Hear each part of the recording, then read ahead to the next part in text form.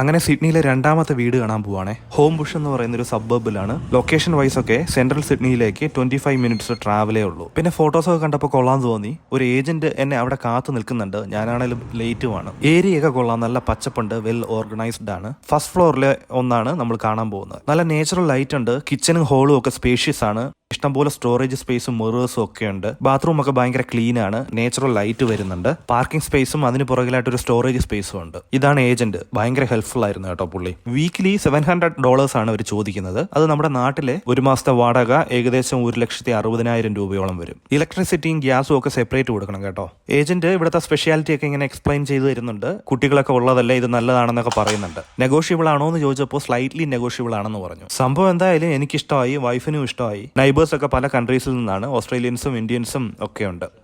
It was actually nicely arranged. We do that so it gives people. Yeah. How soon is available this? Now. പൊട്ടി laddu. Waiting period ഒന്നുമില്ല. ഞാൻ കണ്ണുമടച്ച് ഒരു rate അങ്ങ് പറഞ്ഞു നോക്കി.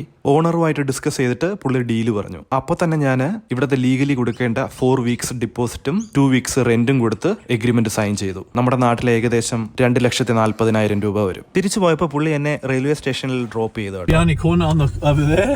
Oh, okay. Yeah, I'll show you all the shops. So there's a nice Indian cuisine there, and there's all different spices. Butcher shop if you like some nice meat. Yeah. Pharmacy.